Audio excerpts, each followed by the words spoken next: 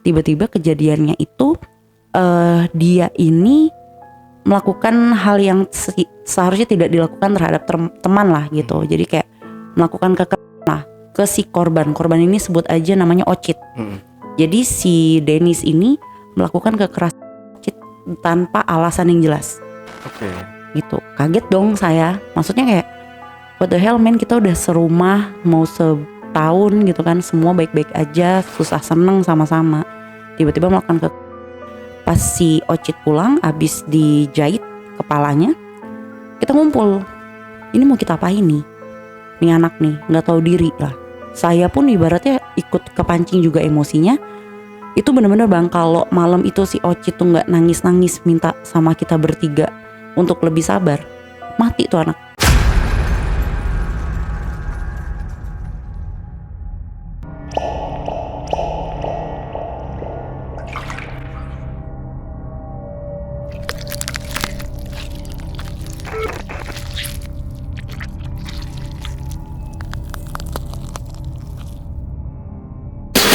Assalamualaikum warahmatullahi wabarakatuh. Ketemu lagi dengan saya Ale Jejak Backpacker. Tentunya dalam obrolan misteri Jejak Backpacker kali ini, saya kembali menghadirkan seorang narasumber yang sebelumnya sudah pernah mengisi di channel YouTube Jejak Backpacker. Tapi kisah yang akan dibawakan narasumber kita kali ini lebih mencekam lagi. Seperti apa kisah dari sang narasumber ini? Langsung aja kita sapa narasumbernya. Assalamualaikum. Waalaikumsalam Bang Ali, apa kabar? Kak Puji, ya Kak Puji. Wah, kita ketemu lagi nih. Iya. Ya. Udah lama ya, baru kemarin ya. Iya benar. Ini sama nih kaosnya. Iya, saya nggak ganti baju juga. Nggak ganti baju juga ya. Belum selesai laundry soalnya.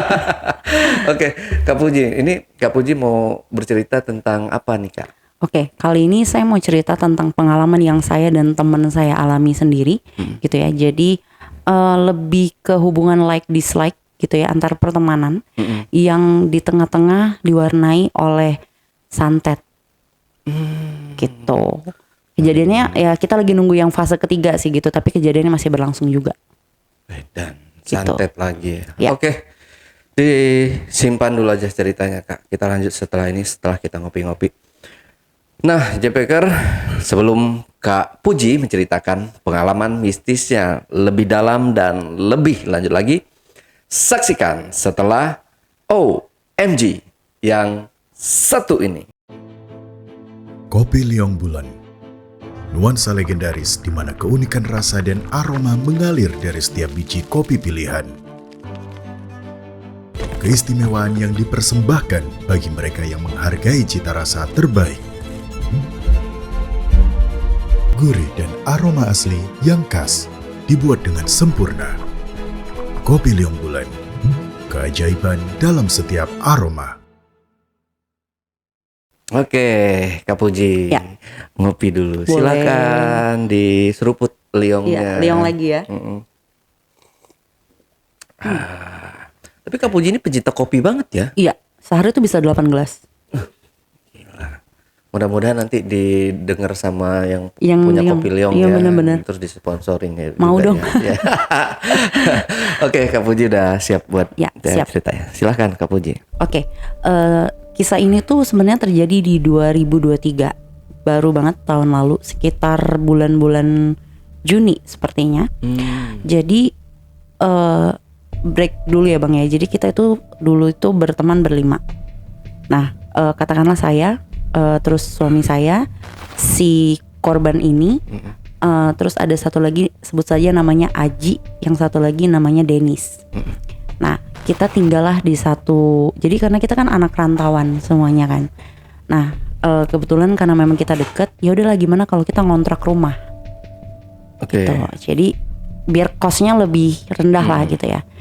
Kita ngontrak lah di rumah gitu. Nah, kebetulan memang background kita ini yang emang orang yang peka semua lah gitu. Dan kita emang datang dari pulau yang beda-beda. Saya dari pulau Sumatera, yang Aji dan korban tadi dari Sumatera juga, yang satu dari salah satu pulau di daerah timur gitu. Nah, sebenarnya di awal tahun 2023 everything going well gitu. Jadi semuanya baik-baik aja. Sampai suatu ketika Jadi gini, kita kan tuh sering malam minggu sering ngobrol tuh di ruang tengah. Kita ngobrolin hal-hal mistis lah kayak, dulu lu ngalamin apa gitu. Nah dari cerita-cerita itu kita udah tahu bahwa memang dia dan keluarganya ini cukup kental dengan hal-hal mistis. Kebetulan kakaknya juga salah satu pemain lah, kayak gitu. Nah cuman kan kita mikirnya, oh ya udah gitu, emang dia masa lalunya kayak gitu, keluarganya kayak gitu ya, semua baik-baik aja. Tiba-tiba kalau abang inget di cerita saya keberapa yang saya bilang saya mau ngeluarin surat peringatan di kantor. Nah tiba-tiba kejadiannya itu dia ini melakukan hal yang seharusnya tidak dilakukan terhadap teman lah gitu. Jadi kayak melakukan kekerasan ke si korban ini, sebut aja namanya Ocit. Jadi si Dennis ini melakukan kekerasan Ocit tanpa alasan yang jelas. Gitu, kaget dong saya, maksudnya kayak what the hell man, kita udah serumah mau setahun gitu kan, semua baik-baik aja, susah seneng sama-sama, tiba-tiba melakukan Nah otomatis ketika momen tersebut suami saya dan si Aji emosi dong gitu kan, bisa-bisanya orang yang udah kita anggap keluarga tiba-tiba menyakiti satu sama lain. Nah karena posisi kejadiannya itu nggak di rumah, di luar gitu ya. Pas si Ocit pulang abis dijahit kepalanya, kita ngumpul, ini mau kita apain nih anak nih nggak tahu diri lah. Saya pun ibaratnya ikut kepancing juga emosinya. Itu bener-bener bang, kalau malam itu si Ocit tuh nggak nangis-nangis minta sama kita bertiga untuk lebih sabar, mati tuh anak dibikin di rumah. Itu Anggi sama si Aji ini udah bener-bener ngambil pisau. Ini dia pulang masuk, gue matiin nih orang nih gitu. Jadi pas abis kita ngobrol udah tangis-tangisan bareng, duduklah kita di ruang tengah. Dia emang belum pulang, duduk di ruang tengah. Terus pulanglah si Dennis tadi. Ya. Si Dennis tadi pulang. Aku udah berdiri. Pulang dia langsung nangis, minta maaf. Oke lah, mereka tangis-tangisan. Ya udahlah, mungkin hilaf gitu kan. Dari situ abis itu dia ngilang sekitar seminggu. Karena memang secara kantor juga kita kasih dia diskors gitu kan, ngilang. Entah dia pergi kemana. Dari dia balik, terus seminggu kemudian dia balik. Nah dari dia balik itu, suasana rumah tuh jadi panas bang. Jadi kayak pengap yang bener-bener pengap. Aku sampai ngomong sama si suamiku kan, si Anggi, kayak ini kenapa sih rumah kok jadi pengap gitu, kayak panas banget nih gitu, kayak nggak tahu ada apa gitu. Jadi kayak pernah nggak sih bang lu masuk ruangan yang dia tuh udara tuh nggak keluar masuk, jadi kayak bener-bener lu nafas tuh kayak nafasnya jadi pendek gitu. Nah terus suamiku bilang, oh mungkin lagi cuaca kali, kan kemarau kan tahun kemarin kan, cuaca kali. Oh ya udahlah, positive thinking. Nah aku kan kebetulan udah deket sama Puji kan, deket sama Puji juga gitu. Terus aku nanya lah sama Puji nih kenapa gitu. Terus kata Puji, ada sesuatu yang nggak beres. Dia bilang gitu. Ada yang bawa benda nggak bagus ke rumah ini. Dia bilang gitu. Terus Kak, mohon maaf, bisa dijelaskan dulu si ini kan Kak Puji. Mungkin penonton nih kelewat bingung ya. Jadi Kak Puji yang ini siapa nih sebenarnya? Jadi Puji itu adalah kebetulan makhluk yang ngikut sama aku. Gitu. Jadi beliau ini adalah jatuhnya leluhurku lah gitu. Jadi memang beberapa hal goib tuh kadang beliau nginfoin ke aku gitu. Jadi kadang even kayak dia juga bisa masuk juga gitu. Nah jadi jangan bingung, aku Puji dia Puji juga gitu. Emang namanya hampir mirip aja gitu.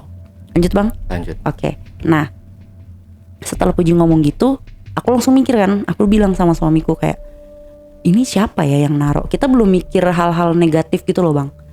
Nah terus kata suamiku bilang, udahlah mungkin Puji salah gitu. Namanya kan kita tinggal di rumah dan kampung itu kan banyak orang. Siapa tahu emang barang orang terus numpang lewat, terus dilihat Puji kayak barang yang nggak bagus gitu kan. Ya udah. Nah dari sana entah kenapa emosi orang di rumah tuh jadi panas semua bang. Jadi gampang sumbu pendek lah. Saya berantem sama suami saya. Terus si kakak adik ini kan si Aji sama si Ocit ini kan kakak adik. itu berantem, gitu kan. Cuma yang adem ayem dia doang. Oke. Jadi Si Dennis ini. iya, saya berantem sama si Ocit, saya berantem sama si Aji, saya berantem, Anggi juga kayak gitu. Jadi kayak ini kenapa nih gitu kan. Nah singkat cerita, kita ngambil rumah lah di Bekasi. Kebetulan rumah saya sama rumah Ocit ini deketan. Jadi kita ngambil di satu komplek yang sama. Nah kenapa kita memutuskan ngambil rumah? Karena sejak kejadian itu kan pasti ada yang berbeda ya bang. Dari segi habitnya, dari segi kita ngobrol atau enggaknya gitu kan. Yaudah kita ngambil rumah. Akhirnya kita mecah, si Aji ngambil rumah sendiri, terus si Ocit sama saya ngambil di perumahan yang sama, dan dia ini balik ke kosan. Nah pas itu kita pindah ke rumah yang di daerah Bekasi ini. Karena rumahnya si Aji ini belum beres, belum selesai, dan rumahnya si Ocit ini belum selesai, dua orang ini numpang lah di rumah saya. Oke. Gitu. Pas saya baru awal pindah, di malam pertama itu saya inget banget si Aji ngomong, "Kak, gue denger ada suara orang nih di rumah sebelah." Suara apa? Orang geser barang. Padahal rumah sebelah itu adalah rumah contoh yang belum jadi, yang belum ada apa-apa isinya. Aku bilang, "Oh mungkin penunggu sini kali," aku bilang gitu. Udah diamin aja. Udah dari sana semua berjalan seperti biasa. Tiba-tiba saya ketemu sama satu bapak-bapak. Nggak tahu bapak-bapak itu dari mana, tapi setelah kita cari tahu sekarang ternyata tetangga kita dan emang orang yang cukup bisa gitu. Dia main ke rumah. Tiba-tiba kita lagi ngobrol nih di depan dia, jalan main ke rumah. Dia tuh jalannya tuh setiap abis isya bang, jadi keliling gitu dia orangnya. Ngobrol. Tapi pas dia ngobrol itu dia kayak menggali hal-hal yang menurutku yang seharusnya dia nggak tahu gitu loh, kayak kalian ini lagi kenapa, terus kayak itu siapa gitu-gitu loh. Nah tapi kita belum mikir yang aneh-aneh nih. Kita mikirnya oh ya mungkin bapaknya mau coba komunikasi aja nih gitu. Nah terus abis bapak itu pulang, dia cuman bilang banyakin ibadah ya gitu, bersihin katanya hatinya, dibilang gitu. Oh iya pak ya, kita mikirnya itu adalah nasihat dari orang tua gitu kan. Udah dari situ kita tidur nih. Saya masuk kamar, mereka masuk kamar. Tiba-tiba malam-malam saya denger suara ada orang kayak lagi buka pintu, tapi di dalam rumah saya. Otomatis saya membangunin si suami saya kan. Itu lihat coba beneran si Aji sama si Ocit atau siapa gitu kan. Kenapa pintunya ada kayak ada yang buka. Terus suami saya keluar nggak ada. Nah terus dari sana berantem lagi, panas lagi bang rumah, bawaannya berantem mulu. Saya sampai sama suami saya tuh sampai udah yang kayak udah lu pulang aja ke rumah orang tua lu, udah sampai kayak gitu. Yang kakak Deni juga berantem mulu. Nah sampai suatu waktu saya ingat banget, jadi malam minggu kita ngobrol di depan. Nah kan gini, kadang tuh itu pertama kali juga Puji masuk kayaknya ya, depan teman-teman saya gitu. Masuklah si Puji. Masuk, dia bilang kalian tuh dikirim, dia bilang. Dia tuh nggak jadi kayak dia masih kesel sama si Ocit, dan dia tuh nggak pengen kayak hubungan kalian, pertemanan kalian nih lanjut gitu loh. Jadi emang masih benci aja gitu. Nah kenapa kita juga kena? Karena kita jatuhnya belain si Ocit, bukan belain dia. Nah jadi emang katanya ditaro ya jin yang bisa bikin panas gitulah. Ini gimana nih caranya, kata kita gitu. Ya udah coba kita panggil leluhur. Panggil lah. Jadi si Puji punya leluhur lagi. Leluhurnya masuk aku kan. Nah ini menurut cerita dari suamiku ya, karena kan ketika masuk aku kasih full kan. Jadi memang dia pas pulang itu naruh barang lah. Jadi pas balik dari dia ngilang, dia naruh barang. Dan barang itu tuh emang pengen bikin kita pecah, pertemanan kita pecah. Nah itu udah oke tuh. Dari situ ya udah kita harus ngapain nih. Ya udah kalian sholat, tobat segala macam. Terus kayak ya udah gue pagerin deh rumah lu gitu. Kalau misalkan ada yang jelek datang, itu nanti kita tahu. Jadi kita tahu nih harus ngapain sama barangnya ini. Dipagerin tuh bang rumah gue sama mereka, nggak tahu caranya kayak gimana. Yang jelas gue cuma disuruh baca Quran, terus kayak minum air putih segala macam. Dari situ aman nih, aman banget. Nah tiba-tiba kelang kayaknya 2 bulan 3 bulan masuk lagi nih aku nih seleluhurku. Jadi kadang tuh ada at some point tuh leluhurku suka datang terus masuk. Dia tuh udah ngingetin, kalian hati-hati ya, ini belum selesai nih yang satu ini. Nah kemarin yang ngirim tuh dia lewat kakaknya, sekarang kakaknya tuh bakal ngirim lagi tapi lewat gurunya gitu. Jadi karena dia kesel yang punya dia nih gak kalah ibaratnya gitu, dia ke gurunya, tolong nih celakain orang-orang ini. Nah terus dari situ dia bilang lah, diprediksi lah sama si leluhurku ini, katanya kayak tunggu aja dalam waktu 1-2 bulan ini kemungkinan bakal ada dikirim lagi, bilang gitu. Ya kita percaya nggak percaya ya bang, tetap ya udahlah sholat. Kita jalan kayak biasa, nggak ada gangguan.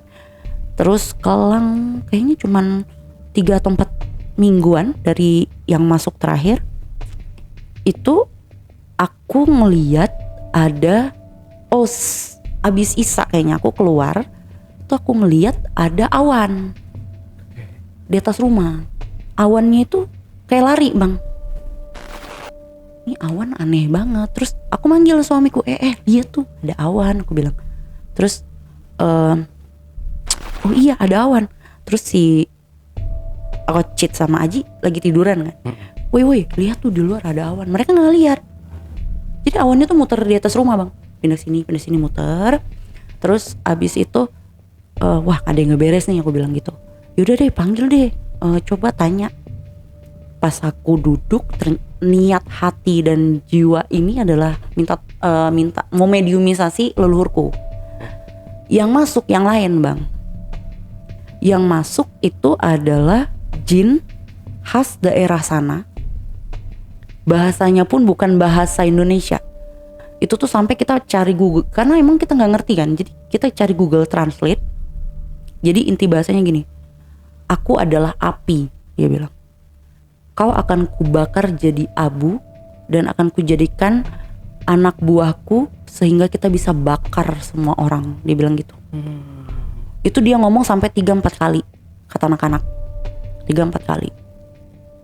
Abis itu kan si Anggi juga bisa kan ngeluarin gitu. Lu mau keluar apa enggak? Gue keluar tapi gue nggak akan pernah pergi dari sini, dia bilang. Nih anak keluar dari rumah ini ke rumah belakang, gue udah naruh istana gue di rumah belakang, di rumahnya si Ocit ini kan lagi dibangun tuh rumahnya dia.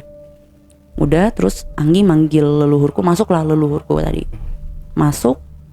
Ternyata pas ditanya-tanya segala macam sama leluhurku, yaitu dia kiriman dari gurunya kakaknya si teman kami tadi. Emang jin asli daerah sana lah gitu. Ya kalau bisa dibilang nggak bisa main-main juga sama orang daerah sana gitu. Mungkin Abang Ale tau lah itu daerahnya.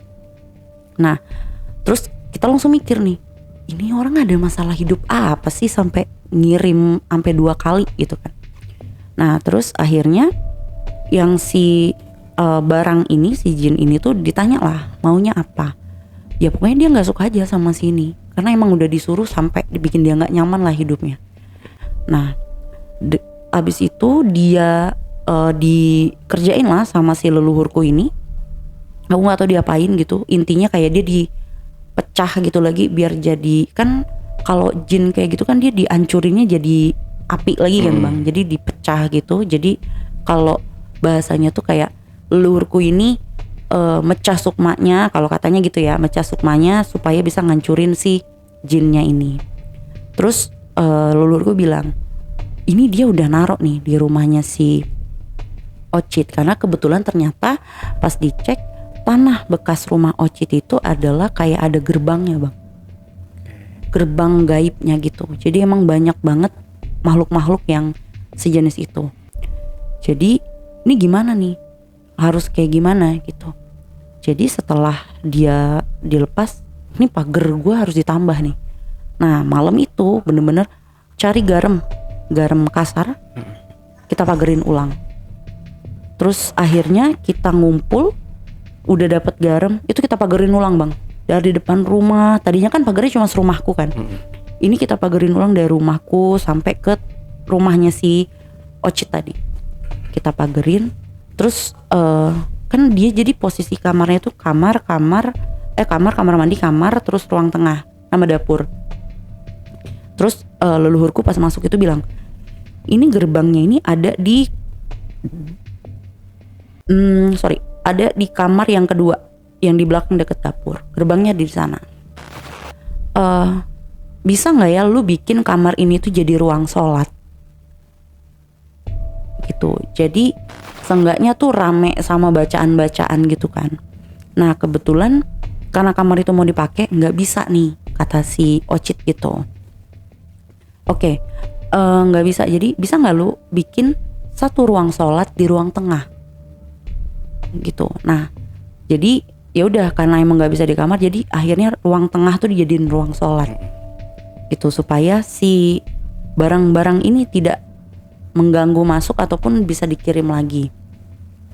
Nah ini kan udah kejadian nih, yang dia ngirim kedua kan, kita udah kayak ini maunya apa, ngebales juga nggak mungkin gitu kan. Akhirnya karena leluhurku datang cukup rutin, sering ngobrol, beliau bilang lagi, kalian, jadi kebetulan si Aji ini mau nikah bang.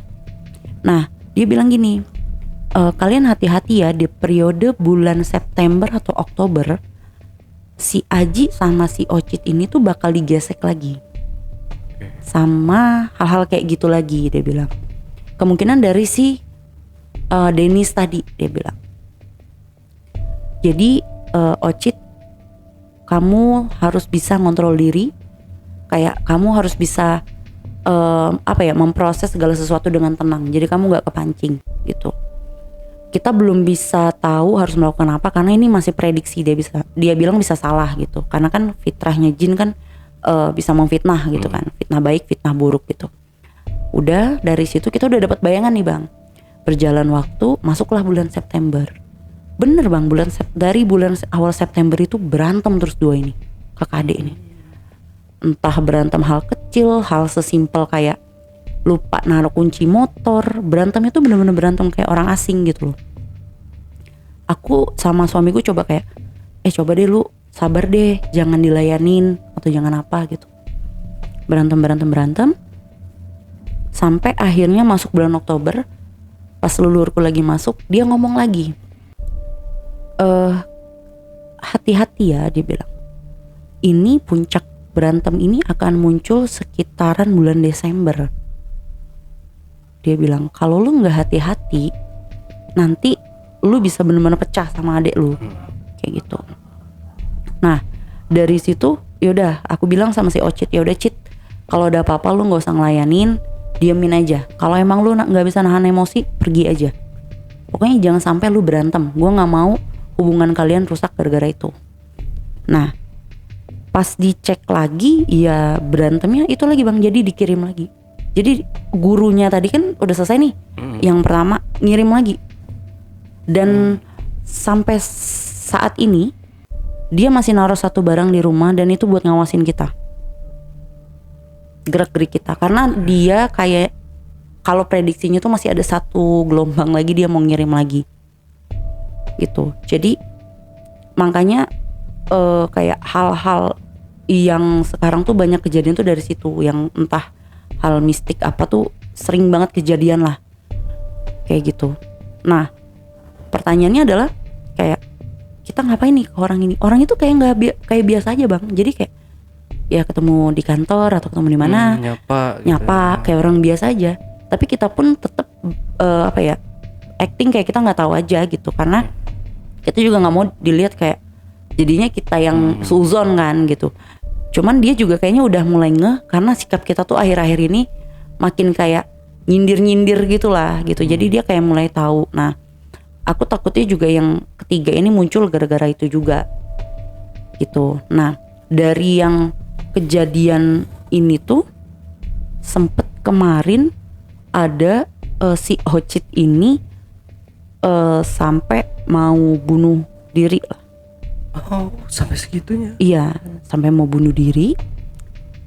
Jadi salah ngomong awalnya, salah ngomong. Itu sampai Ocit yang kita cerita yang kayak dia di tol, yang ternyata gara-gara salah ngomong di tol mau lompat dari mobil segala macam. Itu gara-gara udah 2 kali dikirim. Itu kita mikirnya udah yang si Dennis ini yang ngirim kan. Wah ini gak bener, ini yang ngirim pasti Dennis nih. Karena sampai dia mau bunuh diri gitu kan. Nah pas udah selesai si Ocit ini kita beresin, kita sembuhin, leluhurku ngomong, kenapa suuzon? Dia bilang ini tuh bukan dari si Dennis gitu, ini tuh emang pure karena si Ocit ini ada salah tindakan lah gitu, sehingga terjadilah kejadian seperti itu. Nah untuk yang si Dennis ini tadi, dia masih terus mencoba sama kakaknya untuk terus nyelakain ya salah satu di antara kita gitu. Karena berasa banget kalau misalkan ada kiriman tuh kita berasa nih, entah kitanya yang berantem atau entah ada tindakan yang nggak masuk akal kayak gitu.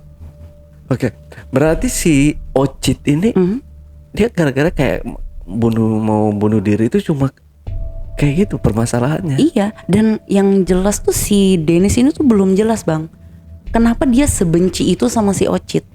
Itu yang belum ada kejelasan. Belum ada. Kalau dari yang aku pernah tanya waktu kan dari sisi pekerjaan kan aku nanya, kata dia karena ada bercandaan si Ocit ini yang dia nggak suka. Tapi menurutku nggak make sense aja sampai segitunya benci orang cuma gara-gara itu gitu loh. Sedangkan kita hidup udah hampir 1 tahun, terus kayak susah sama-sama. Masa gara-gara bercandaan doang bisa sampai melakukan kekerasan, sampai lu nyantetin orang berkali-kali gitu, nggak make sense aja gitu. Gitu. Oke. Nah itu yang apa tadi yang dia kayak di jalan tol itu gimana kronologi dia mau lompat ke jalan tol. Jadi awalnya itu kan kita pulang dari rumah teman kan, pulang dari rumah teman, terus dia emang udah ngerasa, tapi itu emang gara-gara dia salah ngomong. Jadi ini juga pesan buat teman-teman kayak, jadi waktu itu kita ngobrol sama teman kita, terus emang kebetulan orang tua dari teman kita tuh baru meninggal. Terus aku nanya, kan aku manggilnya anak kan, nak ini kapan 1000 hari orang tuamu gitu. Terus si Ocit ini dengan gobloknya ngomong gini, mamaku udah mati. Dia bilang gitu. Mamaku udah mati. Kapan mamaku mati? Terus karena waktu itu maghrib, aku ngomong sama dia, lain mulutmu ku tengok ya, aku bilang gitu. Terus kayak dia langsung diam tuh bang, langsung diam, tatapannya kosong. Terus pas mau jalan dia bilang, berat kali hatiku, kata dia. Dia kan orang Medan kan, hampa hatiku. Terus aku bilang udah sholat, aku bilang gitu. Dia sholat, habis sholat melamun, terus kayak ngomong lagi dia, hampa hatiku, dia bilang gitu. Terus aku bilang kan, ya namanya udah temennya, rasain, nggak ikut-ikut aku bilang gitu. Udah naik mobil, dia duduk belakang, aku sama suamiku kan. Itu kita masih nyantai-nyantai tuh bang, nyantai. Tiba-tiba dia langsung ngomong gini, aku mau mati aja, dia bilang gitu sambil mukul-mukulin mukanya bang. Itu sampai aku yang kok kenapa, aku bilang gitu, sampai aku berbalik gitu kan, kayak dia mukul-mukulin mukanya sambil nangis, teriak-teriak di belakang, aku mau mati aja biar aku lompat, kata dia dari mobil ini. Jadi kan jadi posisinya kan dia sendiri di belakang kan. Ya mikirnya tuh kayak mampus nih kalau dibuka pintu dia lompat di tol tabrak orang, jadi PR juga kan. Itu aku udah panik, terus aku langsung ngomong suamiku, udah kunci pintunya, kunci, aku bilang gitu.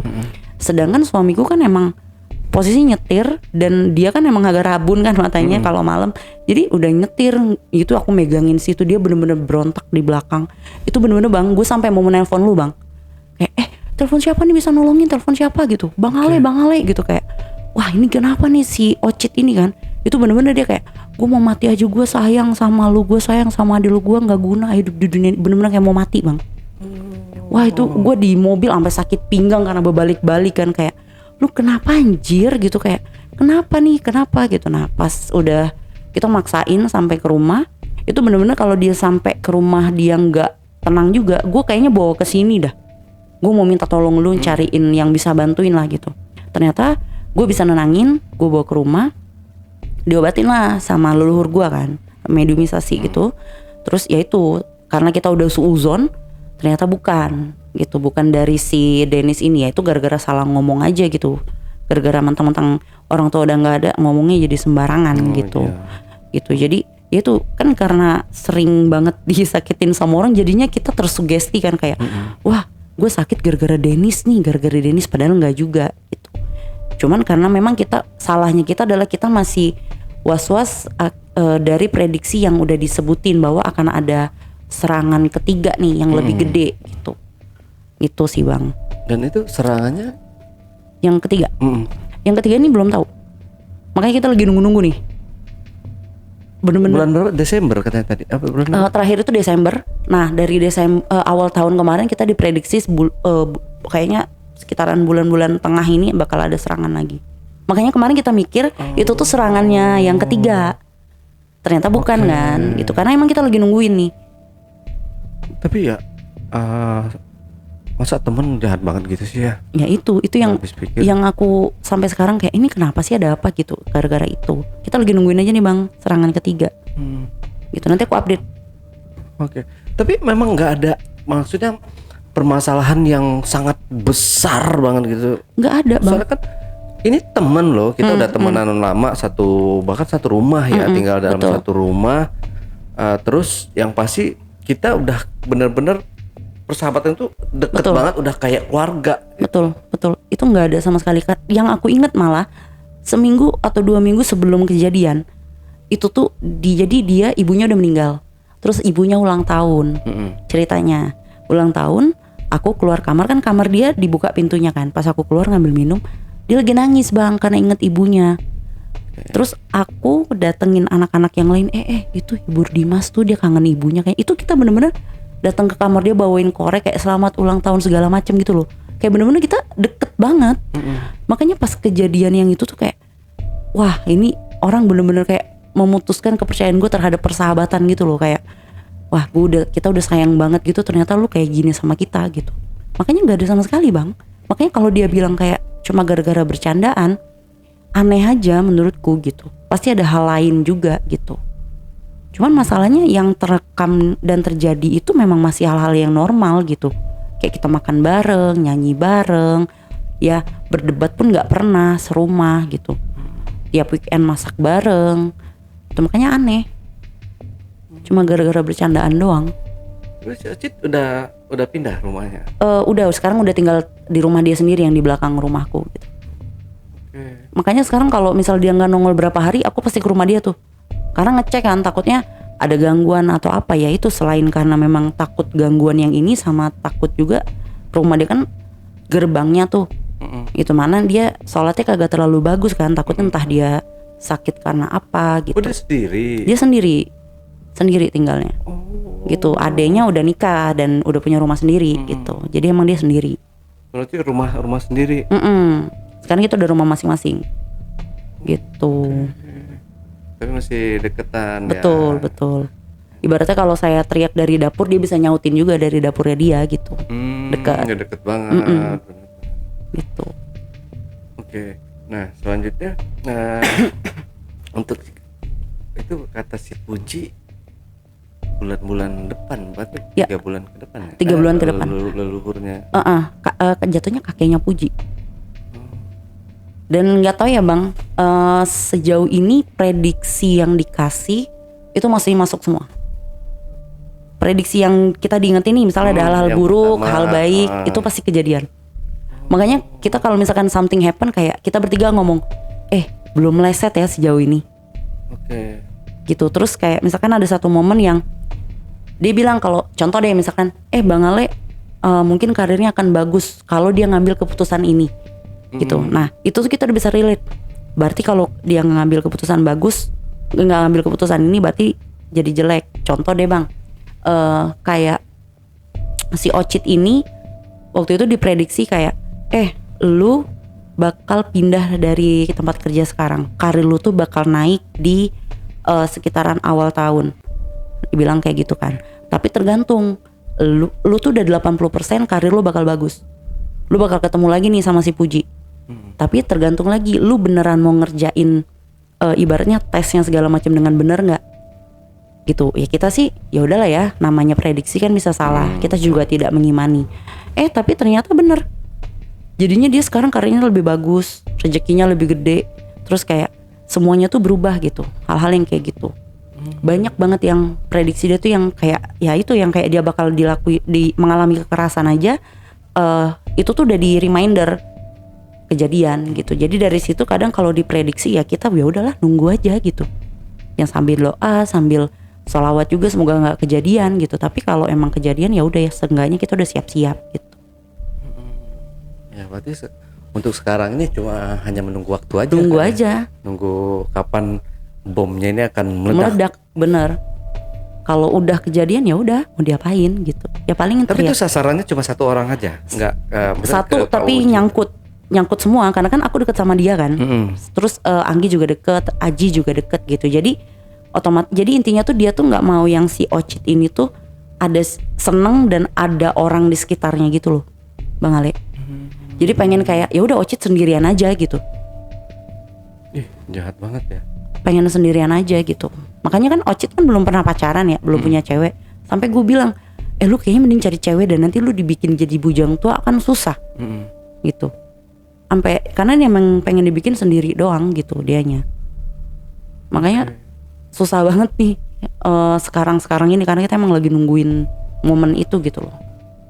Oke, Kak, berarti si Ocit ini orangnya sebenarnya kayak gimana sih? Maksudnya apakah dia punya kelebihan juga atau kayak orang biasa aja gitu? Kayak penasaran nih sama si Ocit sosok si Ocit ini. Si Ocit ini anak yang introvert banget gitu ya. Kalau secara sehari-hari emang dia biasa aja Bang, ngomong tuh kalau nggak diajak ngomong nggak ngomong. Nah tapi kalau dari sisi mistisnya gitu ya, mistis bilangnya, dia itu emang sukmanya aktif semua. Kalau boleh aku share, dia even sampai hari ini kalau nafas tuh nggak mau lewat hidung. Hah? Lewat mulut? Ya. Dia bener-bener nafas lewat mulut. Karena apa? Karena hidung dia tuh sensitif banget. Dia sering nyium bau. Nah dia nggak suka karena menurut dia ngeganggu gitu. Karena dia takutan kan orangnya. Jadi ketika nyium bau, daripada dia parno, dia makanya nafasnya lewat mulut. Nah kenapa aku bisa bilang gitu? Selain itu juga badannya tuh badan yang magnet Bang, yang bisa narik makhluk-makhluk kayak gitu. Jadi kalau misalkan contoh nih kayak kita serumah dulu, misalkan dia pulang malam, dia kan kalau pulang malas mandi ya. Jadi itu yang kadang aku marah sama dia kayak, lu bisa nggak pulang mandi terus lu sholat? Karena apa? Lu tuh bawa barang ke rumah ini yang keganggu gua, karena kan barangnya kan tahu kan orang yang sensitif mana enggak kan gitu. Nah dia tuh sering banget tuh Bang, entah bawa kuntilanak, entah pulang bawa ape, pocong kah, bawa apa gitu. Ya saya yang serumah sama dia ngerasa risih dong, kayak ini keganggu banget gue sama barang-barang kagak jelas gitu. Nah akibat badan dia yang kayak gitu, terus sukma dia yang juga banyak kebuka, itu banyak banget kejadian mistis. Contohnya kayak waktu saya lagi mudik nih tahun lalu. Jadi kan kita mudik ke daerah Bangka Belitung kan, ya seperti kita tahu Bangka Belitung itu masih cukup kuat juga lah magicnya gitu.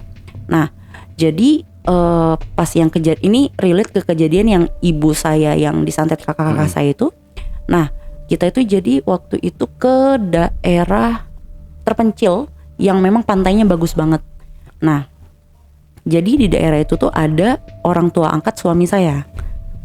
Nah kenapa kita ke sana? Karena saya bilang sama suami saya pengen banget ke pantai tapi yang orang tuh banyak nggak tahu.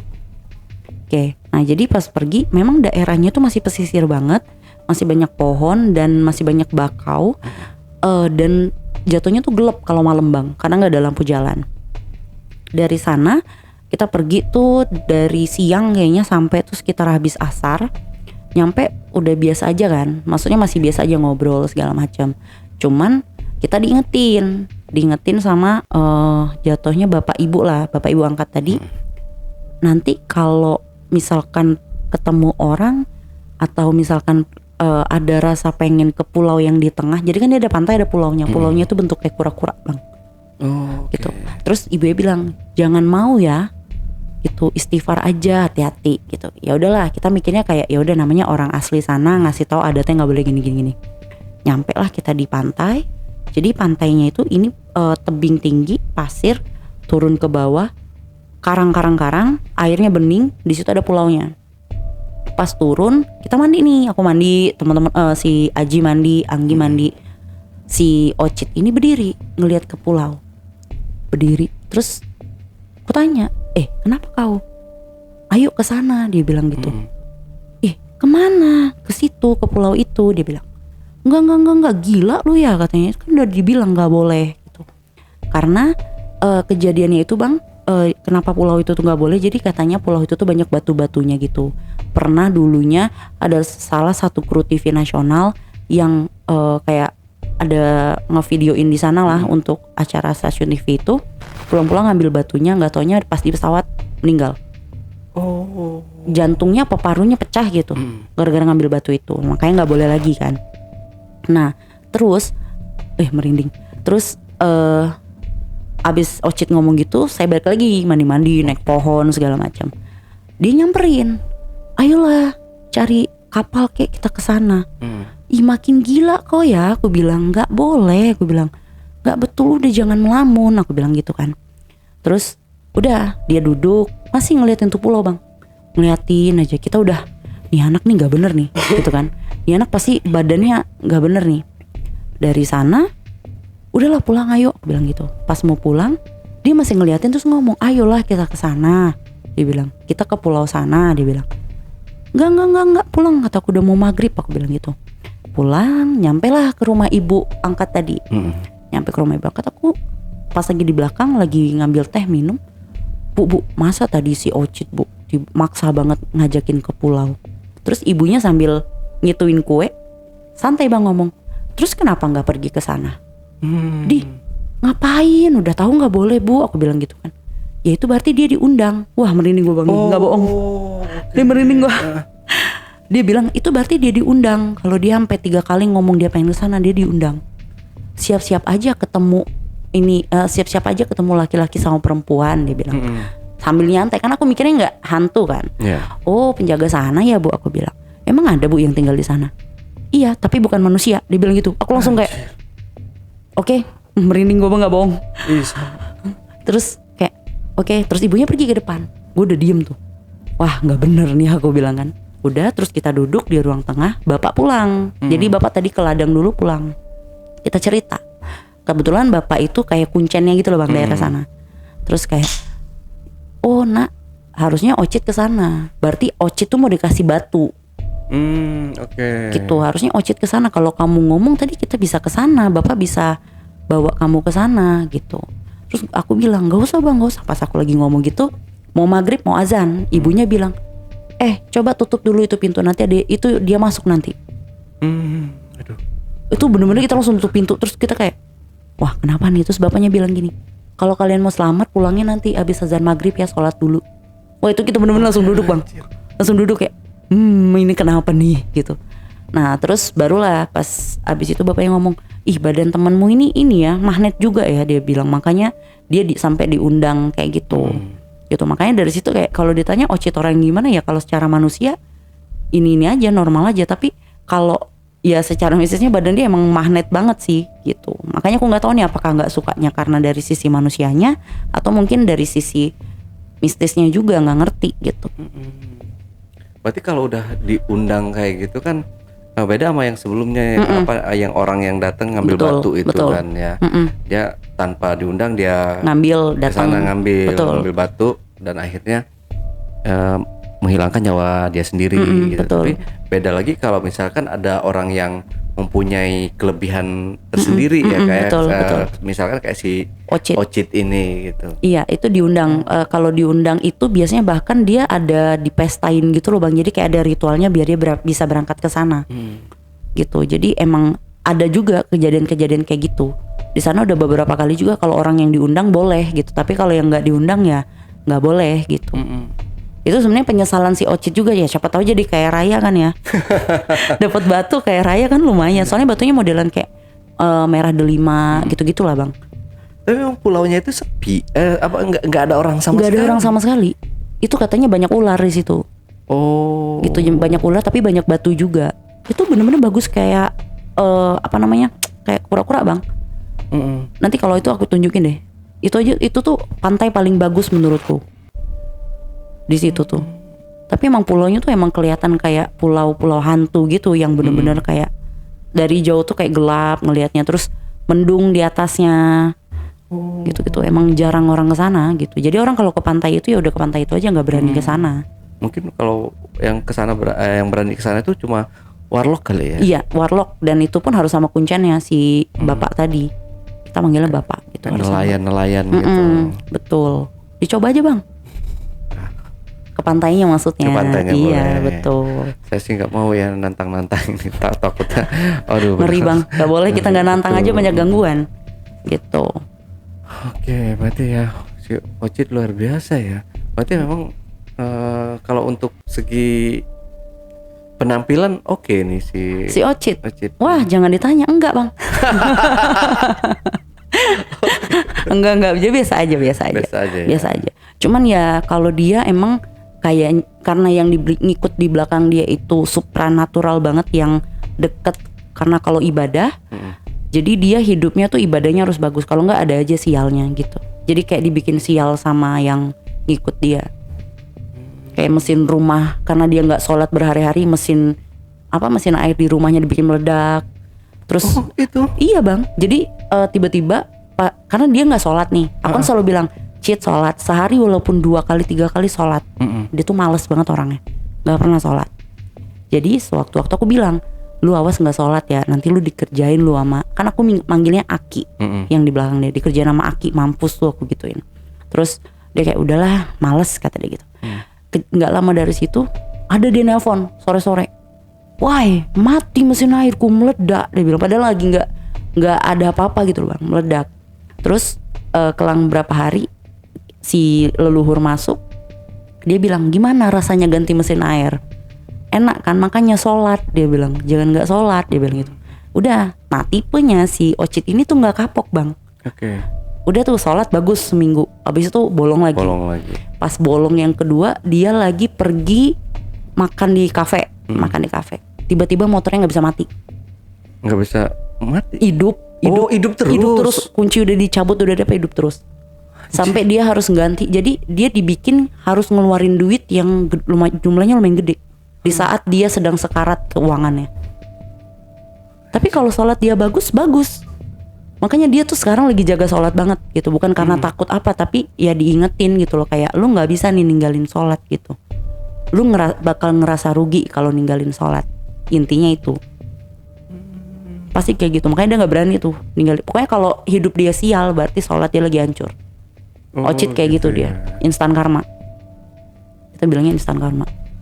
Aduh Cit, Ocit. Kayak sholat Cit. Iya bener, sholat adalah tiang agama. Bener kan bang? Iya, tapi bener juga, karena kita ninggalin sholat kan rugi juga kitanya gitu. Sebenarnya dia bagus orangnya, cuman yang kayak gitu, nggak ngerti juga kenapa orang jahat sama manusia ini. Baik orangnya. Gitu, yang tipe yang kalau dia bisa ngasih segalanya, ya dia kasih segalanya dalam pertemanan, tipe yang kayak gitu dia. Gitu. Royal banget dia orangnya gitu. Ya mudah-mudahan Ocit ya ada cepat dapat istri. Jodoh, ya biar di rumahnya nggak sepi, nggak sendiri. Bener. Gitu ya. Tapi luar biasa ya, seorang yang masih bujangan udah punya rumah sendiri, itu sangat jarang loh kan. Itu aku yang maksa sih, karena aku bilang, yang lu ngapain kerja kalau ujung-ujungnya nggak punya apa-apa. Itu prinsip hidup itu bang. Iya. Sekarang kan cewek-cewek nyari yang udah mapan pastinya. Kalau pacaran di umur, oke lah kita taruh dalam mencari kerja itu kan di umur kita yang 20 sampai 30 tahun itu masih tahap bekerja keras. Betul. Belum ada apa-apa. Betul. Di atas 30 itu udah lumayan mapan, dan di usia 40 itu wajib harus punya rumah di bawah di atas 35 lah. Betul. Wajib udah punya dia rumah. Dia soalnya kuliahnya telat bang. Dia jadi karir pertama dia itu di umur 30. Jadi makanya aku ngarahin dia kayak ini karir pertama lu harus punya rumah gitu. Ya aku ngarahin juga. Ya gimana ya, kerjanya emang harus ngedevelop orang kan. Jadi udah menjiwai itu gitu. Jadi makanya aku paksa-paksa Ya. gitu. Iya, keren sih ya, masih bujangan udah punya rumah sendiri, sangat keren. Iya. Saya amin. baru punya rumah setelah saya Menikah. menikah. Baru punya Rezekinya rumah. istri Iya. itu. Oke, lagi-lagi dunia persantetan yang nggak ada habis-habisnya ini. Betul. Kak Puji dan Kak Puji, Puji ya, juga bisa, boleh. Oh dia lagi di situ bang. Lagi di situ Iya. ya, saya nggak bisa lihat. Tidur. Iya, lagi ngelus Andre. Bangkong. Oke, Kak Puji terakhir mungkin ada yang perlu disampaikan lagi sebelum kita akhiri. Jangan jadi kacang lupa kulitnya. Oke, Udah itu mantap ya, simple, padat dan jelas gitu. Jangan lupa kacang. Kalau jadi kulit Jangan lupa kacang kalau jadi kulit. kulitnya bener. Astaga. Oke, Backpacker, setelah tadi obrolan misteri jejak Backpacker bersama narasumber kita Kak Puji.